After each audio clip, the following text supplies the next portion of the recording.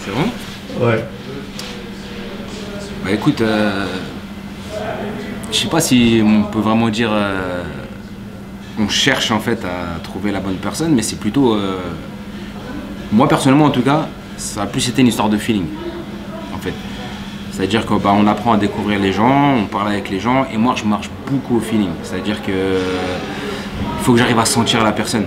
Je marche plus au sentimental dans un premier temps que je vois plutôt mon intérêt en fait dans la personne. Je préfère d'abord qu'il y ait quelque chose qui matche entre nous. Et puis bah, avec le temps en fait tu vois en fait comment ça évolue comment dire, le rapport avec la personne. En fait je me vois pas demain même tu me ramènes je sais pas moi Bill Gates. Mais il faut qu'il y ait le. Bon, je caricature, hein, mais il faut qu'il y ait ce petit côté humain avant tout. Il faut qu'il y ait cette fusion entre les deux personnes avant tout. Et faire une association pour faire une association, en fait, moi, c'est pas un truc qui m'intéresse. J'ai besoin de. Finalement, c'est comme un couple. Hein. J'ai besoin de vivre avec cette personne, j'ai besoin de sentir cette personne, et j'ai besoin de, surtout sur la même longueur d'onde. Tu vois. Donc, je sais pas si je peux vraiment dire que j'ai cherché, en fait. J'ai plus senti le truc sur le moment. Comme je t'expliquais en amont, moi c'est un projet que j'ai mûri depuis très longtemps, qui a mûri depuis très longtemps et avec beaucoup de réflexion, qui a beaucoup changé, etc. Et puis bah il y a eu ce moment-là où j'en ai parlé, etc. Et lui il a accroché tout de suite et de là, bah, de fil en aiguille, le truc, la sauce elle est montée on va dire et voilà on en est là aujourd'hui quoi. Au milieu de tous les obstacles que vous avez dû traverser, je parle pour cette aventure ouais, comme les autres, à quel moment on sait si on fait fausse route, qu'on doit s'arrêter, ou au contraire, comment est-ce qu'on sait qu'on doit continuer? D'un point de vue humain, en fait, nous concernant, je pense que bon bah, si tu connaîtras jamais la personne finalement. Comme tu connais, je sais pas moi, ta femme ou ta famille. Mais d'un point de vue humain, en tout cas, je pense ne pas m'être trompé. Mais c'est vrai qu'on a eu beaucoup d'un point de vue, on va dire, avec les problèmes qu'on a eu, etc. Avec le Covid et tout, on a eu beaucoup d'incertitudes et beaucoup de doutes en fait. Après. On a été là l'un pour l'autre, quand l'un n'était pas bien, l'autre il essayait de le remotiver, etc. Donc dans ces moments-là, je pense qu'il a dû comprendre et à ce moment-là j'ai compris aussi que on s'était pas trompé en fait, l'un envers l'autre. Encore une fois, c'est surtout une histoire humaine avant tout. Dans cette histoire humaine, c'est quoi le vecteur commun entre les deux qui fait que tu dis je lâche rien et je continue? C'est quoi C'est la passion commune en fait. L'envie de vivre de ce qu'on aime. J'ai pas commencé par la restauration, Amar non plus, mais on aime ça tous les deux. Et on s'est retrouvés en fait dans cette passion commune. Et finalement, on a envie d'en faire notre gagne-pain. Et c'est ça qui a fait que bah, les liens se sont renforcés et ils ont grandi avec le temps. En fait. C'est quoi que vous aimez du coup le plus? C'est quoi qui te fait le plus vibrer dans ça? C'est-à-dire? Est-ce que c'est manger? Est-ce que c'est préparer à manger? Est-ce que c'est l'aventure entrepreneuriale en elle-même? Les trois. Ouais. Les trois, il y a ça et ça. C'est comme je t'ai dit, pouvoir en vivre, donc créer un business autour de ça. Mais avant tout, on est des gens qui aiment bien manger. Mais je pense qu'un Marc comme moi, en fait, on aime bien passer derrière le fourneau. On n'a pas de... Surtout donner du plaisir aux gens. On n'a pas de problème avec ça. Tu peux éviter de ne pas rester mon interview, s'il te plaît?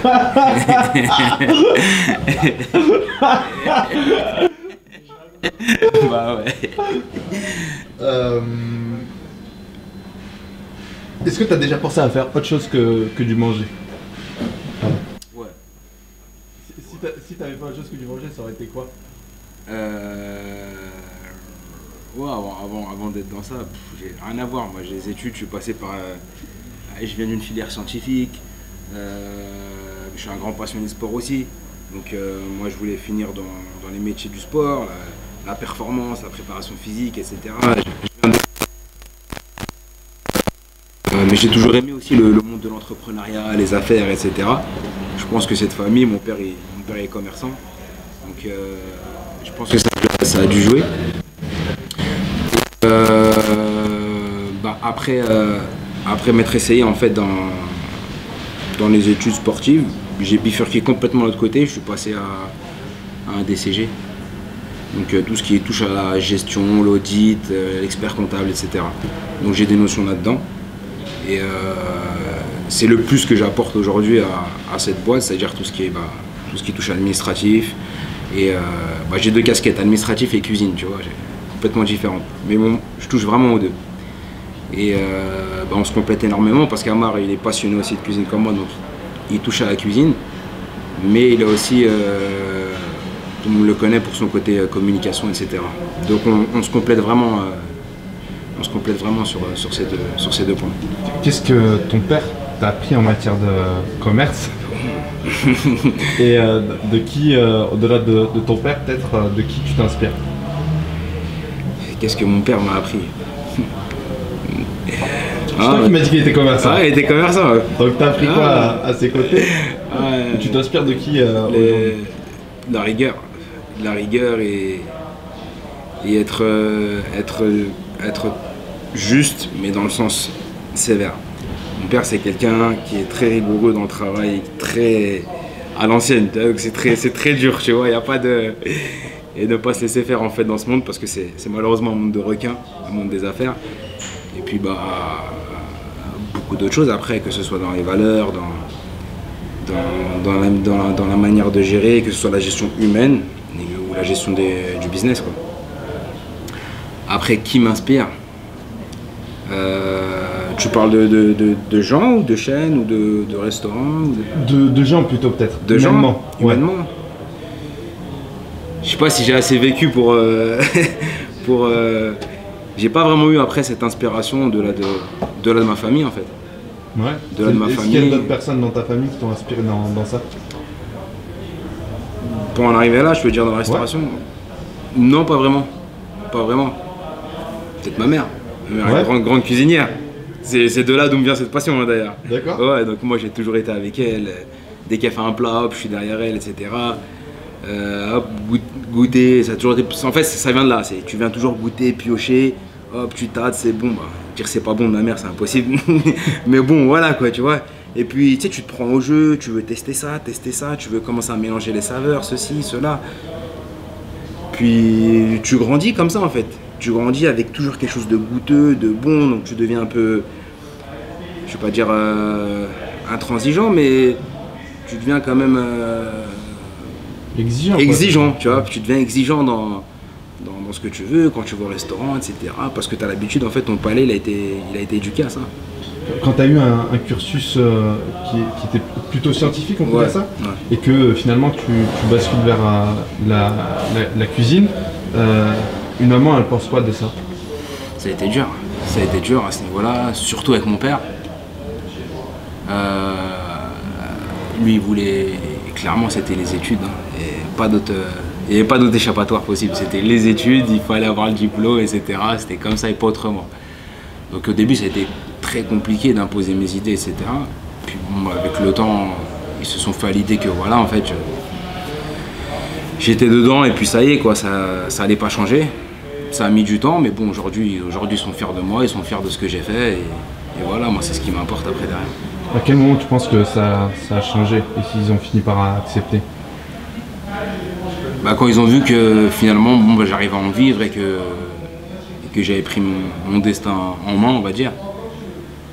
Et que voilà, t'es plus un gamin, que tu grandis, t'es plus là un peu à droite à gauche, hein, quand t'es jeune, un coup tu veux faire ça, un coup tu veux faire ci, t'es un peu instable, hein, tu vois, tu sais jamais réellement ce que tu veux. Le système aujourd'hui te demande à 16 ans ou 17 ans de savoir ce que tu veux faire, mais tu sais pas ce que tu veux faire à 16-17 ans. À 16-17 ans, t'es trop fou encore. Tu peux pas, bah oui, c'est la vérité. Tous les ans, tous les mois, tous les trimestres, tu veux changer de métier. Mais bon, quand j'ai pris ma vie en main et que voilà, j'ai commencé à investir mes économies dans mon premier restaurant avec mon ancien associé, ils ont vu que voilà, quoi, c'était sérieux et que j'allais aller jusqu'au bout. C'est quoi le sentiment qu'on a quand justement on a travaillé pendant plusieurs années pour économiser, que là tu vas placer l'argent en fait? Ah, c'est un sacré stress, hein. Tu sais pas en fait, t'es là, tu te dis mais je peux tout perdre du jour au lendemain. C'est comme un coup de poker, hein. Après, voilà, nous on se donne les moyens. Comme on dit après, c'est Dieu qui donne, hein. Ça t'est déjà arrivé de perdre? Ouais, ça m'est déjà arrivé, ouais. Ouais, dans mes débuts, ça a été très compliqué. Ça a été très compliqué. Tu sais, tu passes des mois sans te payer, puis tu travailles, finalement, il n'y a rien qui rentre. Et là, tu te dis, est-ce que j'ai fait le bon choix? Ouais, je te remets toute ta vie en question. Mais bon,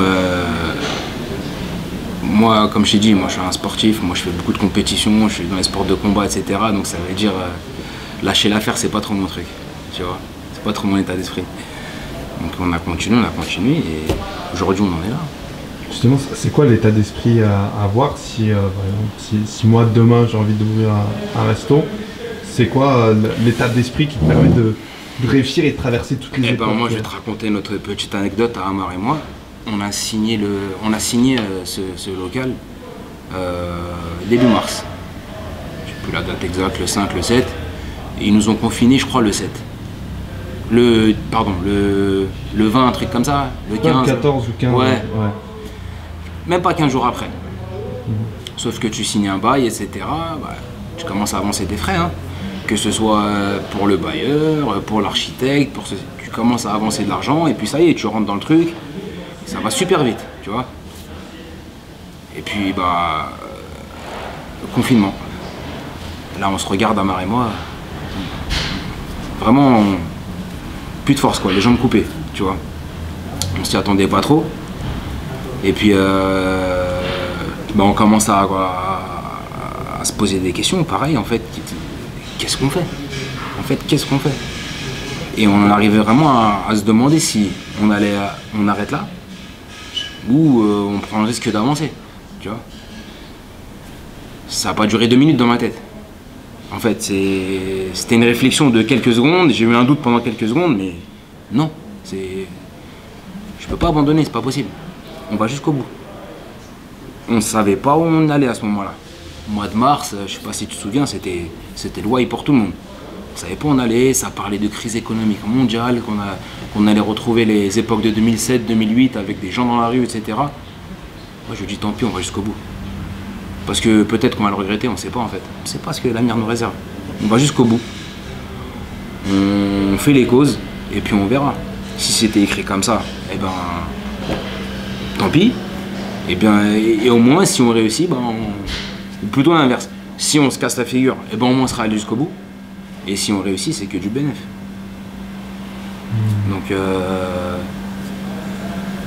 faut avoir la mentale de pas lâcher, d'aller jusqu'au bout, de serrer les dents, d'accepter en avance, de passer par des moments difficiles, par des moments où tu vas avoir des doutes, où tu vas te dire peut-être que je me suis trompé. Tout ça, faut l'anticiper, parce que tu vas y passer. Ça, c'est sûr et certain. Par ces moments-là, tu vas y passer. Celui qui te dit ouais moi franchement ça a été tout beau tout rose mon chantier, c'est un menteur, c'est impossible. Donc il faut juste accepter ça, l'encaisser au moment où ça vient et avancer. Quoi qu'il arrive, avancer. Pas chercher à reculer ou à dire ouais stop. Non, il y a le mur derrière toi, lui il te pousse derrière, il faut avancer. Il n'y a qu'un seul chemin, c'est devant. Voilà. Pourquoi s'infliger tout ça? C'est quoi l'enjeu? C'est quoi, qu'est-ce qu'il y a au bout? Ça aurait pas été, il n'y aurait pas un chemin qui aurait été plus simple? Peut-être que moi je parle à titre personnel, encore une fois, moi c'est mon état d'esprit, je t'ai dit. Et moi le challenge, la compétition, j'aime ça. J'en ai besoin en fait, c'est mon moteur, tu vois. Donc moi ce projet avec Amar, ça a été un challenge pour moi, tu vois. Ce concept un peu novateur, etc.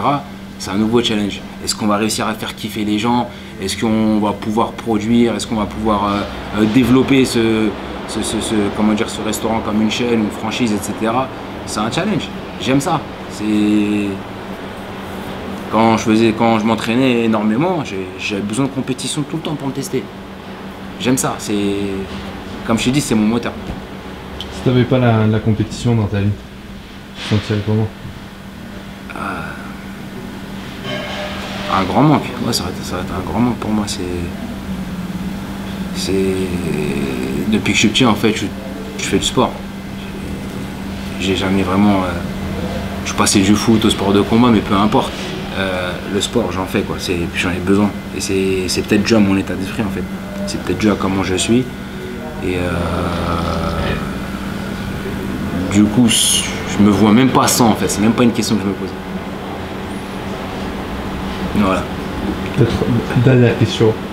C'est quoi le premier challenge justement que tu as eu le sentiment de devoir affronter, hein? Là, je te demande de remonter à l'enfance. Et le challenge qui t'a fait dire ah ouais, j'aime ça. Ouais, bonne question. Faut que je remonte à très loin. Ouais.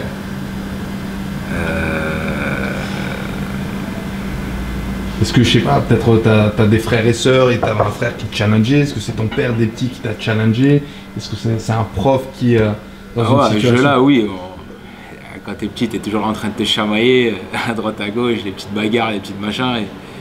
Et depuis que je suis petit, on m'a toujours dit, toi, t'aimes trop la chamaille, quoi. T'es tout le temps en train de chercher les gens ou t'aimes ça, en fait. Soit avec mes frères ou... On était beaucoup à la maison, vu que ma mère elle gardait des enfants, etc. Et il y en avait des plus grands, des beaucoup plus grands. C'était une famille, quoi. On était tous ensemble. Puis c'était toujours comme ça, toujours la bagarre à droite à gauche, toujours du bruit, toujours en train de se tester avec les plus grands. Toujours. C'est quoi aujourd'hui le challenge qui te ferait le plus peur? Je parle sur le plan personnel. Le challenge qui te ferait le plus peur. Est-ce qu'il y a un challenge aujourd'hui que tu as dans la tête, indépendamment du resto, parce que je sais qu'il prend beaucoup d'énergie, indépendamment du resto, est-ce qu'il y a un challenge, tu dis, mais si j'avais pas de resto, j'aurais voulu me confronter à ce challenge? Je sais pas, peut-être... je ramène toujours ça à ça, toujours à ce point-là, mais moi, comme je t'ai dit, c'est sport, ouais, je sais pas moi, voyager, s'installer ailleurs, exploser à haut niveau, etc. Parce que c'est un truc qui te prend beaucoup de temps. Et malheureusement en France, on n'en vit pas vraiment, tu vois. Mais ouais, mon challenge, c'est arrêter ça. Sportivement, de s'installer aux États-Unis ou un truc comme ça et d'éclater là-bas. Ça aurait été un kiff. C'est dans quel